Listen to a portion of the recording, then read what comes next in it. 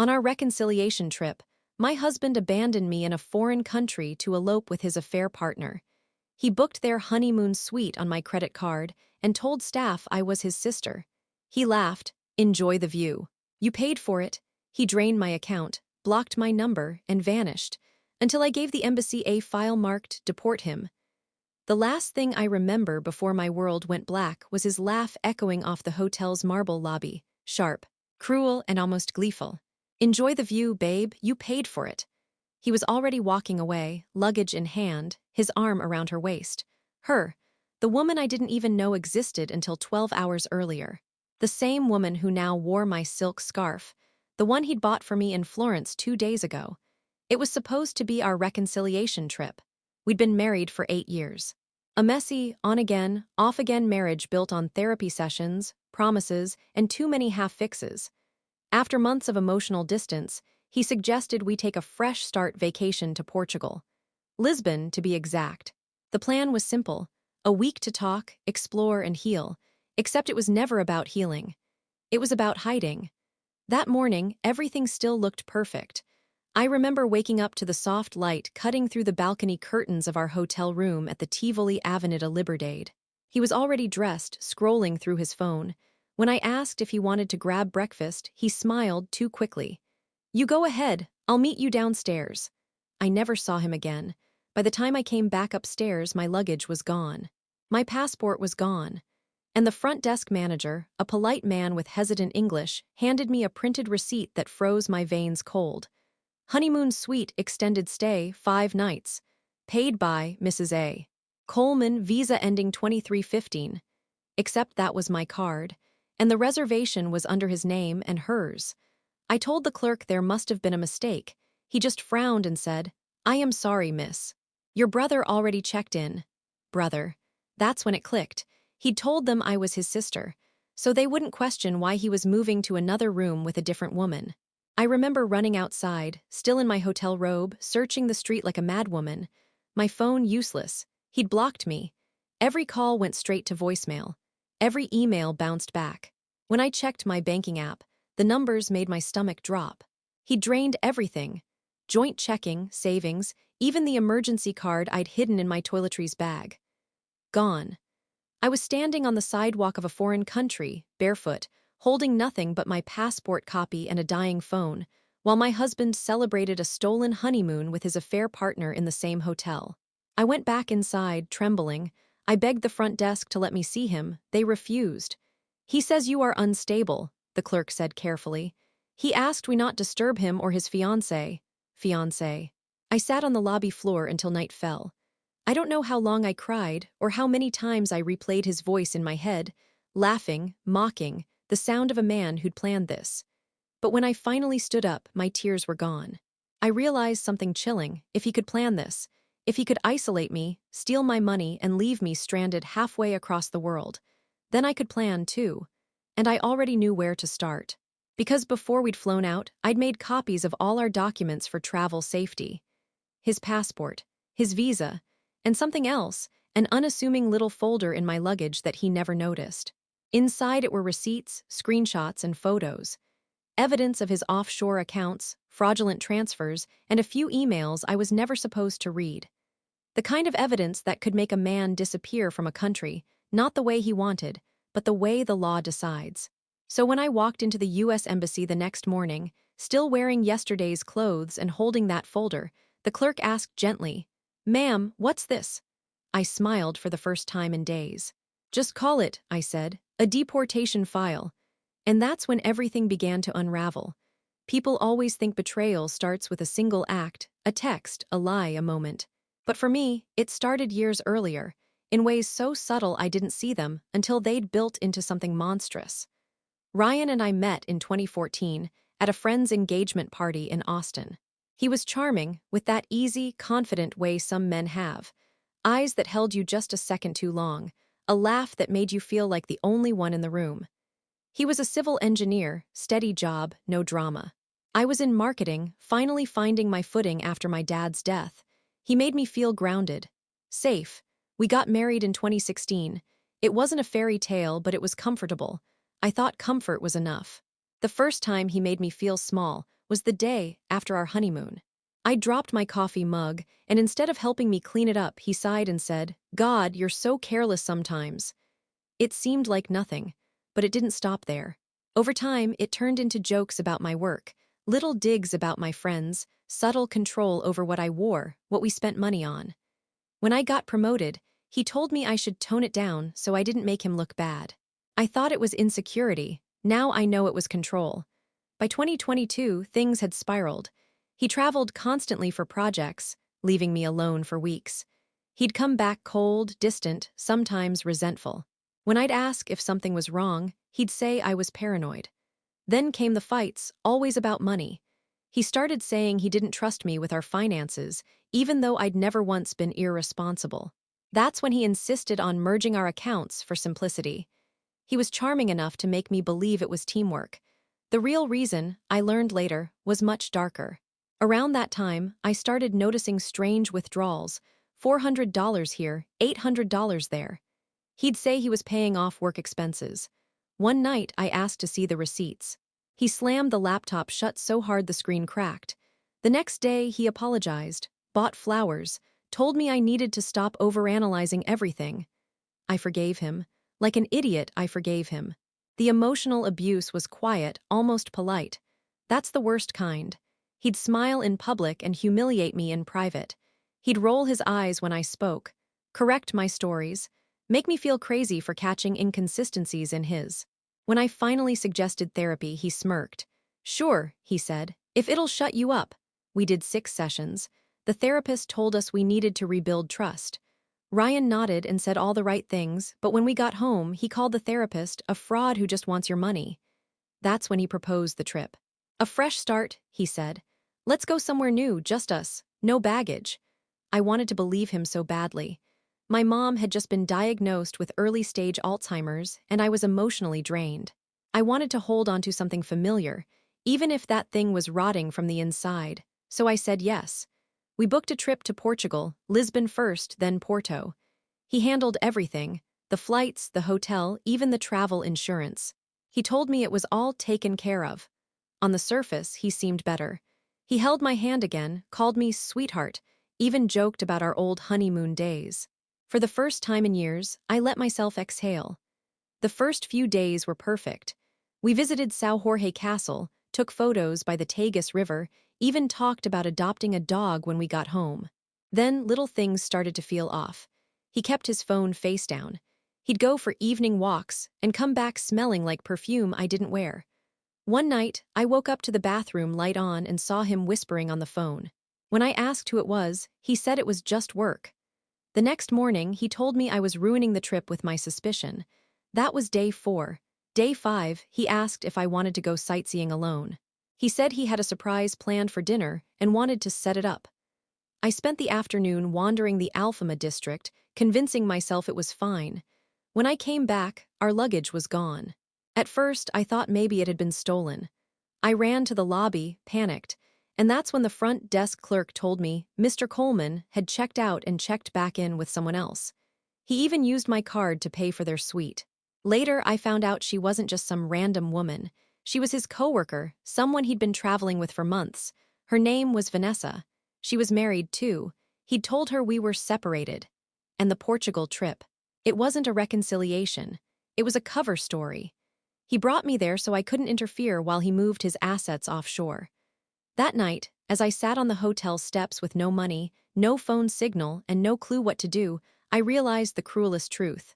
He hadn't snapped. He'd planned this for months. But what he didn't plan for, what he couldn't possibly predict, was that I'd made my own habit of keeping records. Screenshots, bank statements, voice memos from our therapy sessions. Even the copy of his passport I'd taken, just in case. It wasn't much yet, but it would be enough, because I was done crying.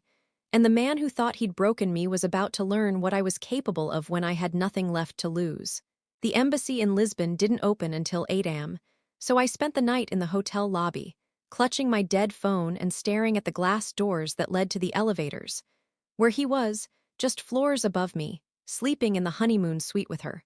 Every time someone came out of the elevator, I'd lift my head, half hoping, half dreading it would be him. I don't know what I would have done if he came down. Scream, Beg, hit him, probably nothing. Because that's what abuse does, it teaches you to freeze. By sunrise, I wasn't shaking anymore. I was thinking. I asked the front desk for a printed receipt of everything charged to my card.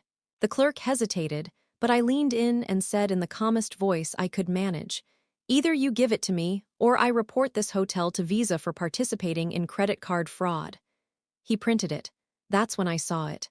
Spa treatments, dinners, champagne service, luxury car rentals, all charged in the past 24 hours. Almost $4,700. My chest went cold. I walked out into the crisp Lisbon air, found a coffee shop with Wi-Fi, and borrowed a stranger's phone to log into my email. Every password I tried failed. I checked our joint account, locked out. My backup credit card, canceled. He'd not only drained everything, he'd changed all my access. And that's when I realized he must have my passport. Panic hit me hard. Without a passport, I couldn't leave Portugal. Without money, I couldn't even stay. I walked into the U.S. Embassy at 8:05 a.m. sharp.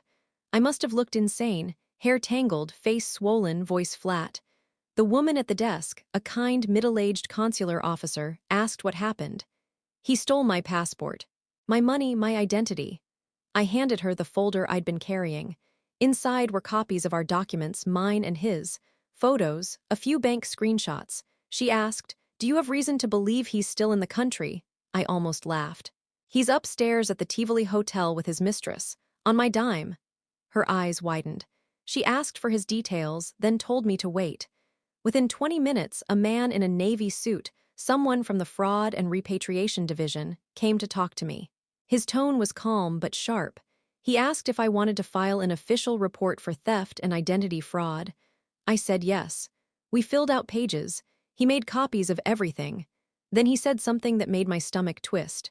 "Ma'am, I'm not supposed to tell you this, but if your husband has been using your identity or financial information internationally, this can qualify as financial crime under multiple jurisdictions." Translation: he was screwed. That gave me a kind of energy I hadn't felt in months. They issued me an emergency passport and a voucher for temporary accommodation. I called my bank back home, verified my identity, and locked all accounts under fraud status. By noon, I was sitting in a small hostel room, watching my world come apart. And somehow, I wasn't crying anymore. I was calculating. I started listing every email address, company name, and number he'd ever mentioned. I combed through my cloud backups for any old voice messages, work receipts, and travel records. Then I found something I'd forgotten existed. An old PDF he'd asked me to print 2 months earlier, a business contract. At the time, I didn't question it. But now, reading it closely, I saw the signature line. Vanessa Morales, project consultant. The same Vanessa he was with now. It wasn't a business deal, it was a shell company. A fake consulting firm registered under her name, funneling money from Ryan's employer into a joint offshore account. And he'd left a copy of it on my laptop. That's when the realization hit like a physical blow. This wasn't just an affair, it was fraud. He wasn't just running away with her. He was laundering money through her, using my identity as the financial trail so if it ever got flagged, I'd look like the guilty one. He'd brought me to Portugal not to reconcile, but to erase me. The marriage, the finances, even the trip, it was all a cover for the exit, and I almost let him pull it off. That night, I went back to the Tivoli Hotel, not to see him, but to watch.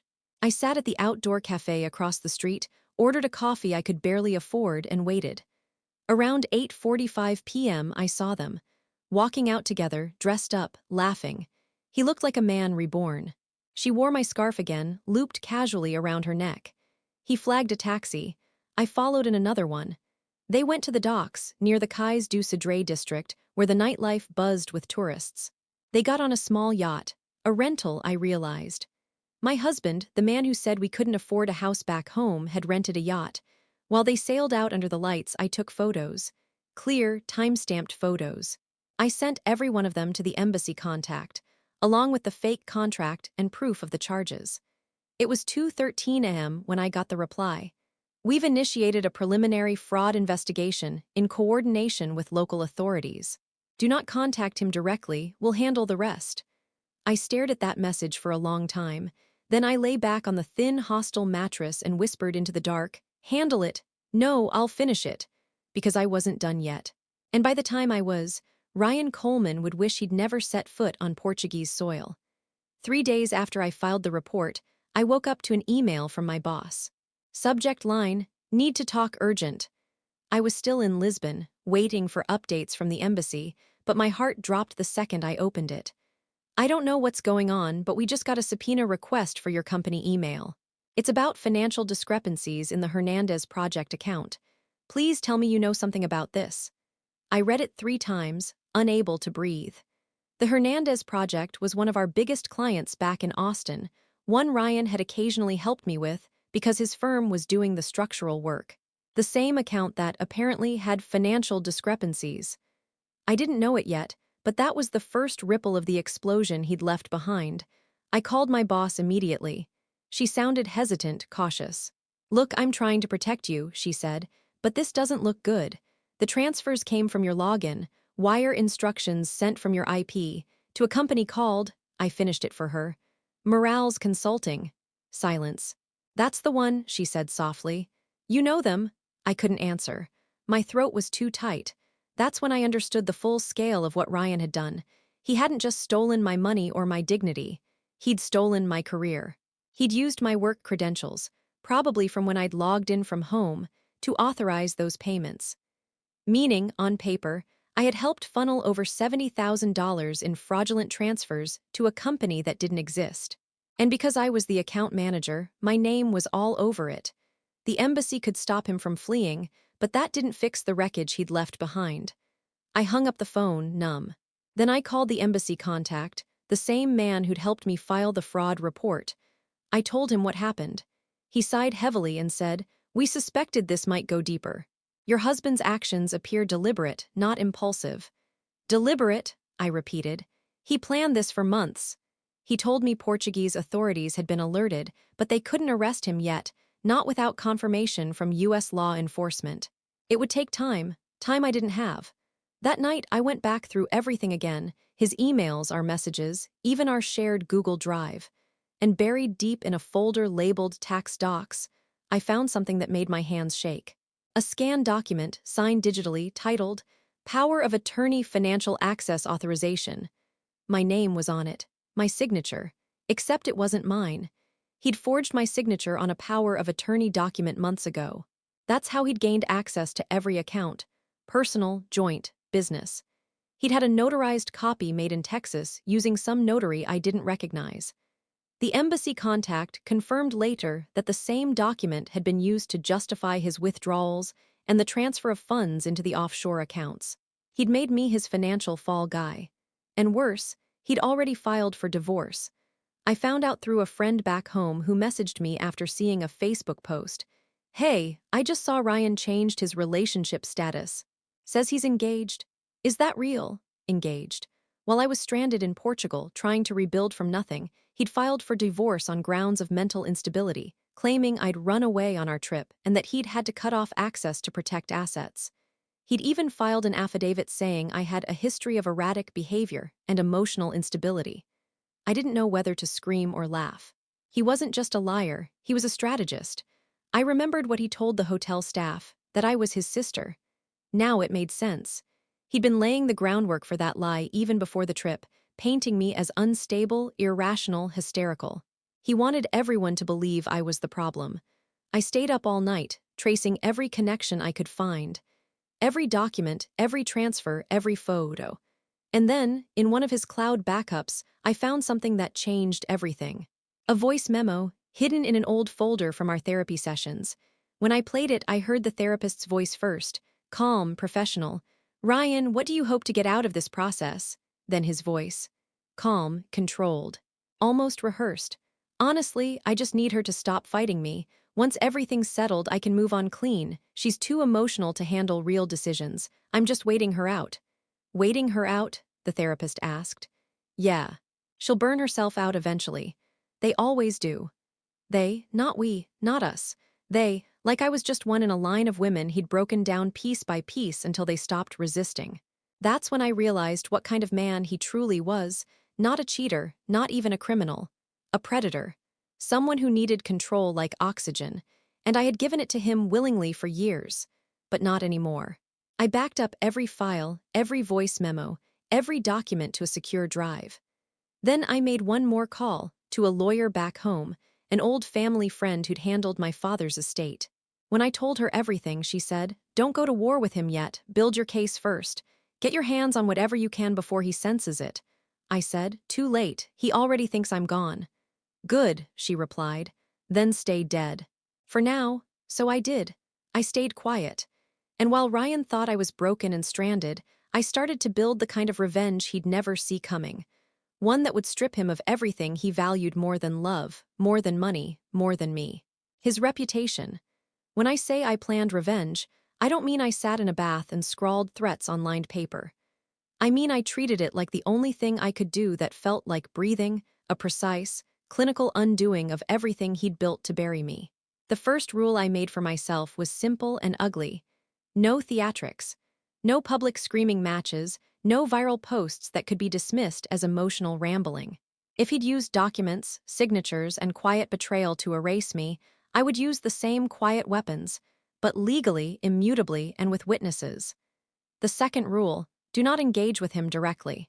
He already spun the story that I was unstable. Any publicized rage would play into his narrative.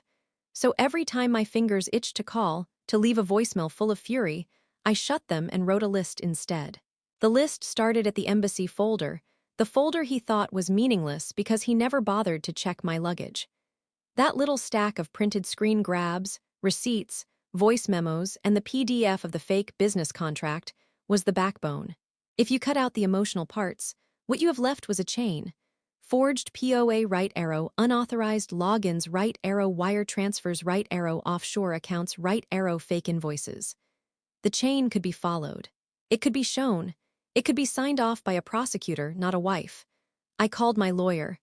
Not the one I'd panicked to earlier, she was steady and conservative. She told me to breathe and let law enforcement do their job. I needed someone more aggressive, a litigator who liked to make people uncomfortable. I found one through a mutual friend back home, Rachel Morgan, a civil attorney who'd once taken down a sham landlord and made front-page news in Austin. When I explained the situation fast, clipped, as if reciting a case file, she didn't ask what I wanted to do about him. She asked what I had. "I have his passport scans," I said. "I have receipts showing charges on my card to private yacht rentals, spa packages, and hotel suites in Lisbon. I have a forged power of attorney. I have voice memos where he's rehearsed this. I have bank statements showing transfers to Morales Consulting from our corporate account." I handed the folder over the phone. She hummed. "Good. That's enough to start. We'll open civil fraud and identity theft complaints here in the States, coordinate with your embassy contact in Lisbon, and subpoena the offshore accounts if needed. But you'll need to be surgical. He's going to try to bury this in minutiae. We'll hit where it hurts: his clients, his professional licensure, and his employer." Hit where it hurts. The phrase felt violent but precise. I told her to proceed. I told her to do anything legal that would make his professional life untenable while keeping me immune from counterclaims. Next, I collated everything that could be used to prove intent. A ledger without intent is a bookkeeping error. A ledger with a man admitting he waits people out is criminal. The voice memo from the therapist became an exhibit. So did the printed email threads where he arranged transfers and told Vanessa to use different vendor names. I printed every time-stamped photo I'd taken of them on the yacht and the receipts from the Tivoli. I printed screenshots of every credit card charge where my name appeared as the paying cardholder and every password reset email he'd sent from my accounts. I cataloged it like evidence for a trial. I hired a private investigator. I hated the idea of hiring someone to stalk him, but I needed someone who could quietly pull his social calendar and track movements without raising suspicion. The PI dug through public business records and found Morna Holdings, a Delaware shell company registered just months before the trip. The registered agent was a mailbox service. The PI found a linked email used for Morales Consulting that traced to an IP address tied to one of Ryan's work trips. A technical breadcrumb the embassy might translate into probable cause. Rachel used the PI's report to draft subpoenas. She hit his firm with a request for all project invoices, timesheets, and bank transfers related to the Hernandez project. In civil litigation, There's power in the paperwork. Firms hate subpoenas more than they hate bad PR. They responded quickly. Within a week, I had copies of invoices that no one in the office, including my boss, recognized, and bank authorization forms that had my login IP stamped on them. He had not only moved money, he'd used my credentials to make it look legitimate. The firm placed a temporary hold on their internal transfers and launched an internal audit. That was the start of him losing his castle brick by brick. All of this produced one immediate side effect. He panicked. Or he should have. Instead, he tried to gaslight everyone who mattered. He sent emails, calm, penitent, vaguely injured, to mutual friends claiming I'd left in the middle of the night, that he was forced to act to protect clients, and that I had been unstable. It was the same playbook but with different actors. If he could get enough people to believe the narrative that I was the problem, maybe the legal papers would be seen as harassment from a bitter ex-wife. So I prepared for the next move. I called every person he'd ever listed as a reference at his firm. I called clients. I didn't threaten them, I asked them questions. I asked for copies of anything he'd signed in their presence. One client, an older couple in San Antonio, remembered meeting with him and signing paperwork for a gazebo he'd promised to design. They sent scanned copies of signatures. The signatures didn't match his forged POA. They matched mine. That's the kind of comparison a handwriting expert can tear apart. Rachel retained an expert. The expert's report would call the forged POA what it was, a forgery. I also turned toward reputation. Engineers live on credibility. If you ruin that, you ruin them. Rachel drafted a demand letter to his firm that was calm and legalistic, but made clear the next steps. Criminal referral, media exposure, professional board complaint. The letter traveled faster than I expected. Within days, HR called him into a meeting. They placed a freeze on his projects pending an audit. His boss, who'd always liked him, suddenly sounded cautious in voicemail transcripts I later received. The freeze meant lost income, which meant he was stressed. He was slipping. There was a moral gray I skated around intentionally. I was tempted to go scorched earth publicly, to tell everything on social media, to name and shame, to make him squirm with humiliation. But there are costs to going viral you can't unsee. Accusations that make their way into court records and the echo chamber of anonymous comments. Rachel advised restraint. Surgical exposure is better than fireworks, she said. You want him to implode in ways he can't control, like lost contracts, auditors, and criminal investigations, not through a Facebook rant that a defense attorney can spin into victimhood. So I stayed quiet. I let subpoenas and audits do the yelling for me. I let bankers and auditors, not hashtags, strip him bare. It felt slow. It felt delicious. Meanwhile, I kept a second track, the one nobody sees in revenge fantasies. I rebuilt my own defenses. I transferred what little emergency cash I could scrape together from friends who wire transferred to an account Rachel set up in trust. I changed passwords, enabled multi-factor authentication, and had the embassy notarize statements proving my identity and timeline. I worked with the U.S. fraud investigator to file a sealed complaint that would prevent him from leaving Portugal. I asked for freezes on suspicious transfers back to the U.S. accounts, pending legal review. It's boring, administrative work, but it's the kind that trips up people who rely on charm instead of contingency. And then there was the file I kept on him, the one I never labeled for any official purpose. It was a small red notebook where I wrote everything: dates, names, quotes, receipts, phone calls. It felt childish and clinical at once. But that little book became the narrative arc of his undoing, a discrete timeline that a prosecutor could read and say, yes, that man planned this. The book's final entry for that week was a plain sentence: give the embassy the morals contract, the yacht receipts, and the POA. They will not ignore handwriting experts. I walked into the Lisbon consulate on a clear morning and handed over an expanded packet. The PI's report, the expert's preliminary notes, and the list of subpoenas executed back home. I watched the ambassador's eyes flick over the papers, and for the first time since he'd laughed at me in the lobby, I felt something like calm satisfaction. The embassy would act. Rachel's subpoenas would choke his firm's ability to dismiss him, and my boss's audit would either exonerate me or give me the ammunition to fight back hard. That night, I sat on the hostel bed and stared at the ceiling, the plan in place but not yet complete. There was one thing left that felt like a gamble, the one domino I still hadn't knocked over. It was an ugly, impossible thing that would either finish him or make everything blow up on me. I closed my eyes and whispered, "One more move." Then I went to sleep, counting the ways he had underestimated me. When the call came from Rachel, it was 3 a.m. Lisbon time. I remember staring at my cracked phone screen in the dark hostel room, half awake, heart hammering. Her voice was sharp, not sleepy. "Sit up," she said. "I need you to listen before I tell you this." I pulled myself upright. The streetlight outside cast a thin strip of orange across the floor. She exhaled once, then said, "Your husband didn't just forge your name. He's been using another identity too, someone who doesn't exist." "What do you mean?" "He's been signing certain contracts as a partner in a different engineering firm.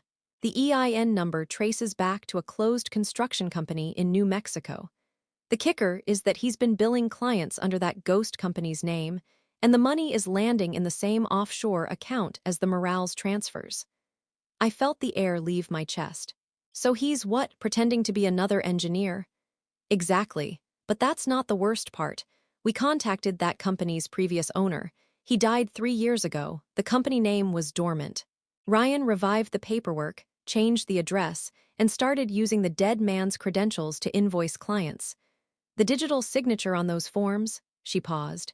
"He used your old work laptop to make them. The IP traces right back to your home network." That was the part that hit like a physical blow. He hadn't just wanted to ruin me personally. He'd built a secondary identity using me as the tech trail, so if it ever got flagged, every data point would still point to my house, my devices. Rachel's tone shifted lower. "We're filing for injunctions, but you need to know something else. He's trying to sell that offshore account. Liquidate and disappear." "How do you know?" "One of my contacts in the bank's compliance department flagged the transfer request. It came from Lisbon yesterday morning. The amount, everything, roughly 200 grand. For a moment I couldn't speak. I thought about the yacht, the hotel, the laughter. He was still here, still living like nothing had consequences, and he was about to vanish again, this time for good. What do I do? Give the embassy what we've found and ask them to alert the local financial crimes unit. We'll get an emergency freeze, but you need to do it now. I hung up and stared at the wall for a long minute, feeling that familiar mix of panic and determination. By 8 a.m. I was at the embassy again, sitting across from the same fraud officer. I told him everything, the dead company, the fake EIN, the offshore liquidation. I handed him a printout of Rachel's latest documents. He read in silence, then said, "You might want to sit tight. We're going to involve the Policia Judiciaria." The Portuguese federal agents showed up an hour later, plain clothes, efficient, polite. They took copies of everything. One of them, a tall man named Duarte, asked if I'd be willing to sign a statement. I did. Then he asked a question that made me pause. "Do you know where he might go if he feels the pressure?" The truth slipped out before I could think. "Vanessa's husband works for the same company back home. He'd run to her before anyone else." Duarte nodded. "We'll check the local ports. If he moves large sums, the bank will flag it. You'll be updated." I walked out into the Lisbon sunlight feeling something shift inside me. It wasn't victory. It was the realization that every move I made was now part of a much bigger storm. That night, my phone buzzed again. A message from an unknown number. "Ryan, stop what you're doing. You don't understand who you're dealing with." I froze. He'd blocked me on everything, yet somehow now he was reaching out again. Another ping followed, "Ryan. You think you're clever, feeding lies to the embassy? You have no idea what she's capable of." Vanessa, I typed back before I could stop myself. "Me, I know exactly what you both did." Seconds later, another message appeared. "Ryan, you don't. She set you up too." I stared at the screen until my hands shook. He kept texting, fragments that made less and less sense, accusations, panic, blame. "She told me it was clean. She said your laptop was just for the paperwork. She promised she wiped it." Wiped what? And then, buried in the stream of frantic messages, one sentence stood out. "She used your name for her husband's insurance claim. That's how she got the cash." Insurance claim. I scrolled up, reread it, and felt my blood run cold. Vanessa's husband, the one Ryan said didn't matter, had supposedly died in an accident last year, a car crash on a rural highway outside Dallas. I remembered Ryan mentioning it offhand once, saying she'd been through a lot. If what he was texting was true, she hadn't just helped him steal money. She'd used my identity to file an insurance payout connected to her husband's death. Suddenly, the offshore accounts, the shell company, the forged POA, they were pieces of a larger scheme I hadn't seen before. The accounts weren't just for hiding money. They were laundering the insurance payout. And if Vanessa had killed her husband, even indirectly, I sat there, heart pounding, trying to connect the dots. A knock came at my hostel door. It was Duarte, the Portuguese investigator. He looked tense. "We need you to come with us," he said. "There's been a development." At the station, he laid out photos on the table. Security stills from the marina. Ryan and Vanessa walking toward the yacht 2 nights earlier. Then another image, time-stamped 6 hours later. Ryan alone, boarding a taxi near the same docks. "No Vanessa. Where is she?" I asked. "We don't know," Duarte said. "But this morning a body was found near the river. Female, no ID. We're waiting for confirmation." I sat there in silence as he watched me. He added quietly, "Your husband checked out of the hotel last night. We believe he was heading to the airport, but his flight was cancelled. He's still somewhere in the city." I left the station with the realization that the revenge I'd planned was no longer about humiliation or legal payback. It was about survival. Because if Ryan was desperate enough to run, and Vanessa was dead, then whatever she had on him, whatever evidence she might have hidden, was still out there. And now I was the only person left who could connect all of it. They say people do terrible things for money, until you watch the number on the bank account change someone's face. But that's not the whole truth. Money is a motive, sure, but what I learned about Ryan and Vanessa was uglier. It wasn't just the cash. It was the way they wanted to own narratives, to rewrite people's lives like sentences in a document they could edit, sign, and discard. They wanted to rewrite reality and then live inside that new version, untouched by consequences. That was the coldest thing of all. The autopsy confirmed what my gut had started to whisper the night they found the body. Vanessa's husband didn't die in a simple, tragic accident. The pathologist's report showed blunt force trauma inconsistent with a single vehicle crash. There were signs, small, precise, of tampering with the brake lines, a fluid in the engine bay that shouldn't have been there. Someone had staged the scene to look like an accident. Someone with knowledge of cars and a willingness to get their hands dirty. His name was Marco Reyes. He'd been a quiet, ordinary man who ran a small landscaping business in Dallas. I'd met him once at a holiday party 3 years earlier, polite, smiling, a little shy. He joked about the truck he loved like a son. None of that mattered to Ryan or Vanessa. Marco was a problem. He knew things Vanessa didn't want him to know. He'd been in the picture when Vanessa signed off on transferring a life insurance policy she'd quietly named herself the beneficiary of.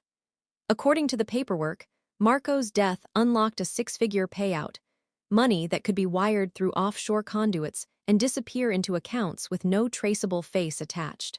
There it was, gleaming and obscene. Motive. But motive is only motive if someone acts on it.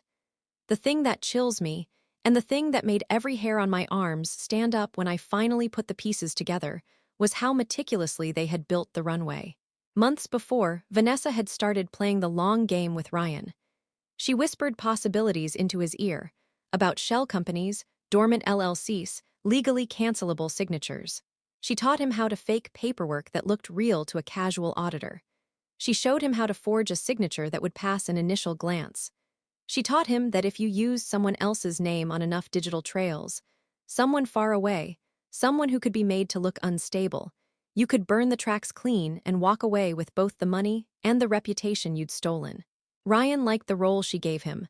The cleaner, the man who made things happen without getting messy. He was always good at systems, schedules, spreadsheets, the small civic pleasures of an engineer who loved the tidy logic of structure. Vanessa loved chaos that looked like order. Together they were a machine. She provided the will and the ruthless imagination. He provided the method and the plausible deniability. The forged power of attorney that wasn't a mistake. It was a tool. The fabricated morals consulting contracts, not random invoices, they were the laundering mechanism. The Hernandez project transfers were the funnel. Vanessa's dead husband was the ignition. My identity, the one he'd piggybacked on, was the convenient scapegoat because he knew people would believe a woman left alone and unstable before they'd believe a man who joked about waiting people out. They moved like predators who'd rehearsed their hunt. Vanessa cultivated sympathy, widowed, martyred, clever enough to angle for sympathy from mutual acquaintances. Ryan cultivated normalcy, the man who worked late, who was too busy for drama. In public, they were an elegant set of lies that fit together perfectly. In private, they plotted cold and practical destruction. The most horrifying part, they didn't see people as people. They saw us as variables. Marco was a variable to be removed. My mother's diagnosis, my exhaustion from caregiving, also variables to exploit. They had nearly calculated me out of the equation in advance. Ryan had prepared the narrative that I was the irrational one, the hysterical wife who would ruin deals. That story was what would let them walk away with the money and the life they wanted. If anyone investigated too closely, they'd point to my history, to the forged behavioral narrative he'd already seeded, and claim the rest was distraught delusion. He asked the hotel staff to call me his sister. He drained my accounts and left me with nothing because he knew a stranded woman makes a worse witness. When I discovered the insurance payout trail, the rage was different from the kind that comes from being cheated. This was a cold, clinical kind of horror, like waking up and realizing your house was built on someone else's bones. They had killed to erase obstacles. They had killed for a number in an account. And because they had practiced doing small cruelties, gaslighting, forging, I can now see how they escalated to the largest cruelty of all. What I didn't expect was how casually they'd talk about it in private. The voice memo I'd unearthed from months earlier, him calling people, they, and laughing about waiting her out, wasn't an aberration. I found other recordings after pressing further through his backups. Voicemails between Vanessa and Ryan where they laughed about cleansing the slate and how efficient it was when people disappeared without making a scene. They spoke like executives planning a merger, not like two human beings arranging a murder.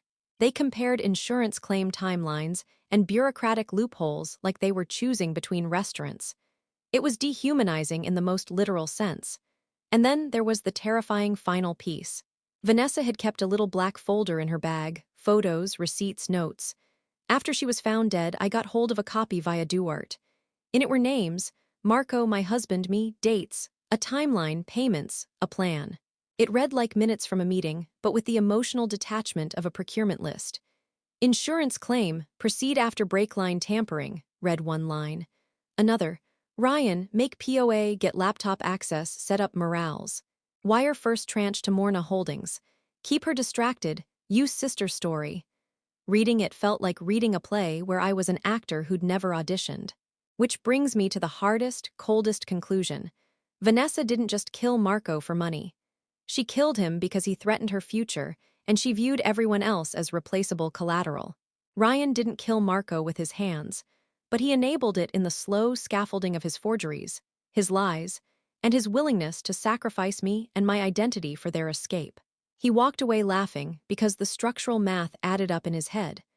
A forged signature here, a few false invoices there, and the probability that I would not be able to build a case fast enough. They built a perfect little world where they could be the architects of other people's endings. That's what I had to understand to finish them. This wasn't a crime of passion. It was bureaucratic cruelty, a deliberate, step-by-step plan executed with the calm energy of people who believed themselves immune. And people who believe they're immune are careless in new ways. They leave crumbs. They make presuming mistakes. They're sloppy because they think they are smarter than everyone else. I thought about the man I once married, the small, steady engineer who would fold laundry and make tea. That man is gone.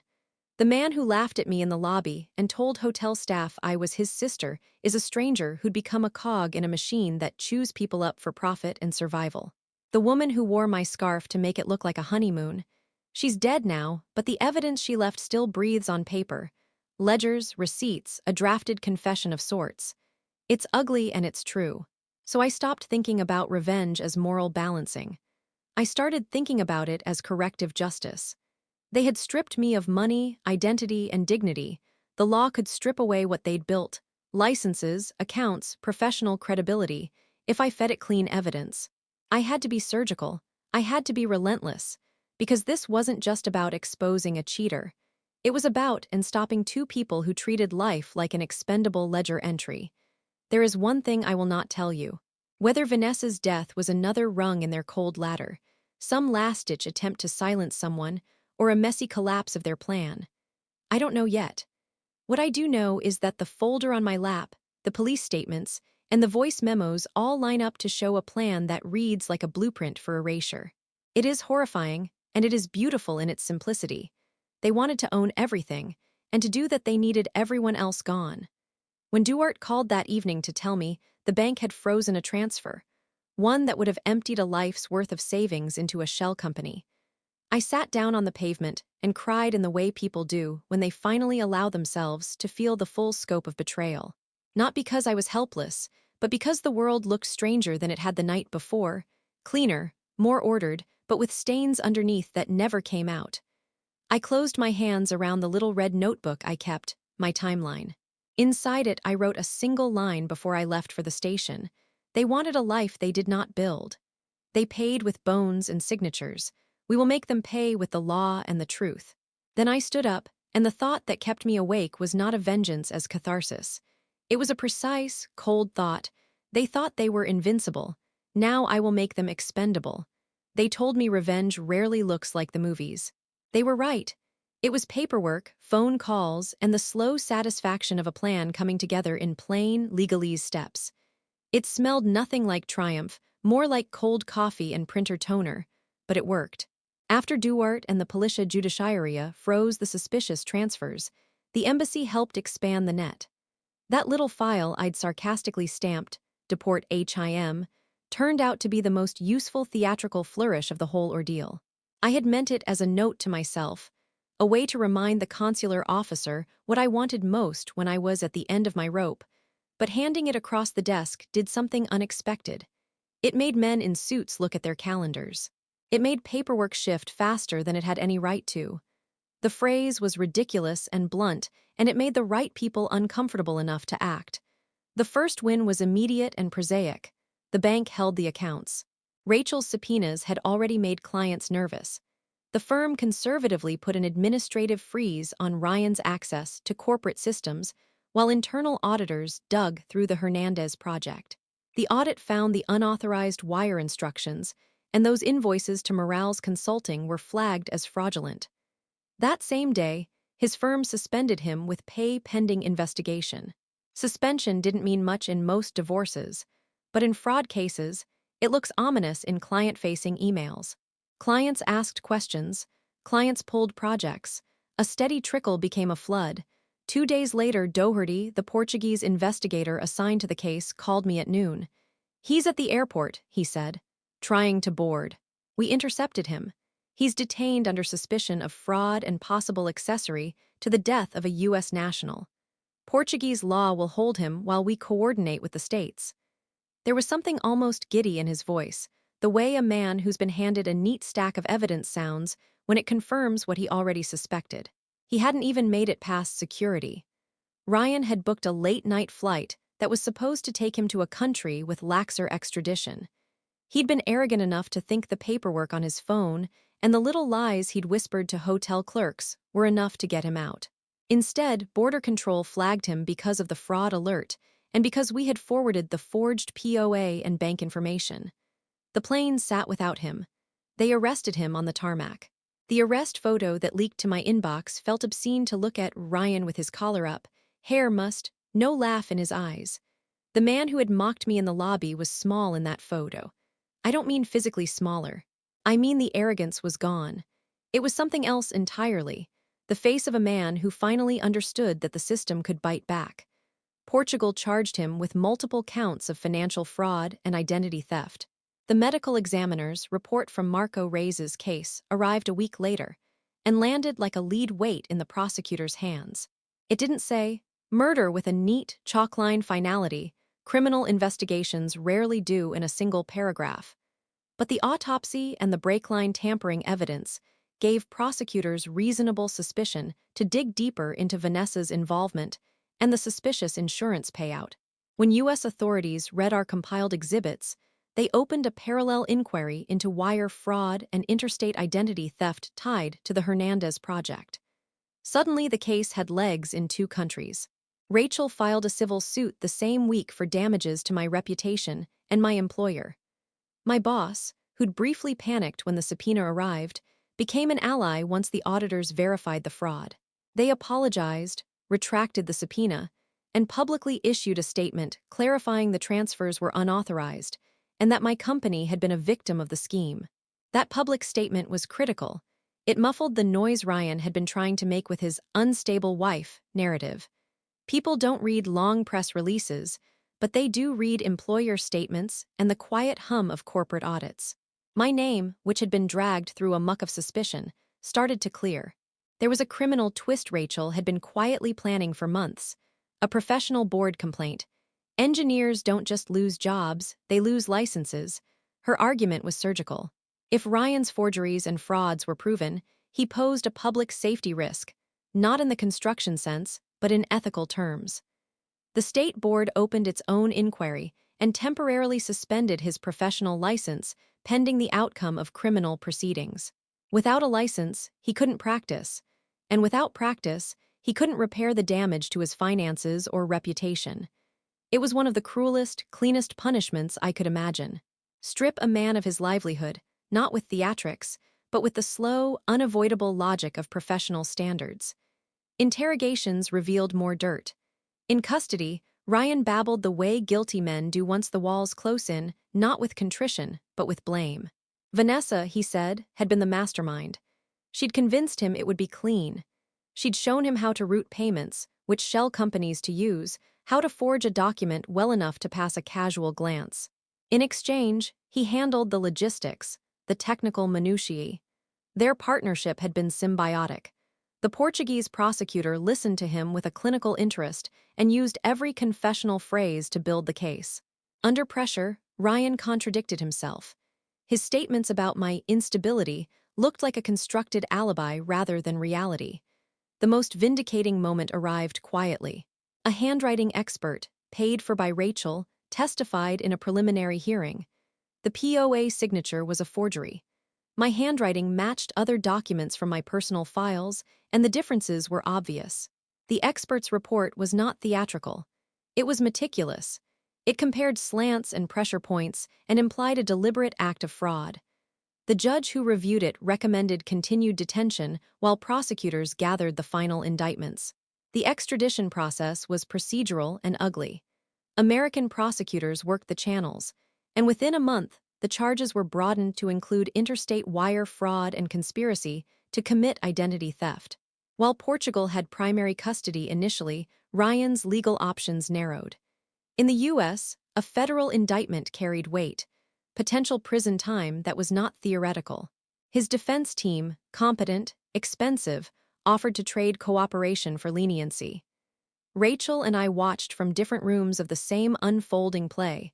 Prosecutors would never have accepted a plea unless he could provide significant help. He offered names, new companies, and a list of accounts. It was enough for several indictments to expand, and those revelations triggered more freezes and investigations into other shell companies. Each account frozen meant a little reparation for the money he'd siphoned. The banks also responded with restitution negotiations for victims who had lost funds. By the time the civil suit settled, a portion of the stolen money was being returned to me and my company. I didn't get everything. You can't unspend money spent on yachts and champagne, but it was more than I expected, and more importantly, it was justice tethered to a ledger. The final act was not cinematic. No dramatic courtroom confession, no shouted verdict scene. It was a series of hearings, a guilty plea on several counts in federal court, and a sentencing that made me feel odd emotions. Relief, vindication, and a small, bitter grief for the years I'd wasted trying to make him change. They sentenced him to a term that would keep him away long enough for me to feel safe in my own life again. He lost his license, his job, most of his money, and eventually, his freedom. I asked the judge at sentencing for one small personal concession: to block him from ever contacting me again. The judge signed a restraining order and ordered him to reimburse restitution up to the maximum allowed. It wasn't enough to fix the nights I'd spent in that hotel lobby, but it was a legal promise that kept him, at least on paper, out of my life. Closure came slowly. I rebuilt a bank account with help from friends and the modest court-ordered restitution. I returned to work, small in ways that felt brave. Sitting in meetings, answering emails, trusting people again. My mother's health worsened that year, and I learned how to be a daughter and a survivor simultaneously. People told me to let go, to move on, to not let him occupy any more space in my head. I tried. Some nights I still walked past the spot in my closet where I used to keep our passports and thought about the laugh in the Tivoli lobby. But the laugh doesn't have edges anymore. It's a sound in a distant room. There is a petty detail that made me laugh out loud when I thought about it later. After the conviction, someone posted a photo of Ryan's LinkedIn profile, once polished and immaculate. Now the headline read, bluntly, "Former engineer, disbarred from practice pending investigation." The comments were predictably cruel. I screenshot it and pinned it in a folder called Small Satisfactions. In the end, I didn't get revenge in a single, cinematic stroke. I got it in court transcripts, forensic reports, and the slow uncollapsing of the lies he'd spun. He lost his freedom, his livelihood, and the ability to look people in the eye without thinking about the scaffolding that supported those lies. I got my name back, not in a dramatic public apology but in the legal record. That was enough. People ask me if I forgive him. I don't know that forgiveness is a thing you owe someone who tried to erase you. What I know is this: I rebuilt a life from the ruins of someone else's selfish plan. I filed a folder marked, Deport HIM, half as a joke and half as a threat, and it became the first small lever that moved a system finally willing to listen. If there's a last line that sums it up, it's this: he thought he could buy a new life with other people's misfortune. Turns out the only thing more expensive than his yacht was his arrogance, and that turned out to be a debt he couldn't afford to pay.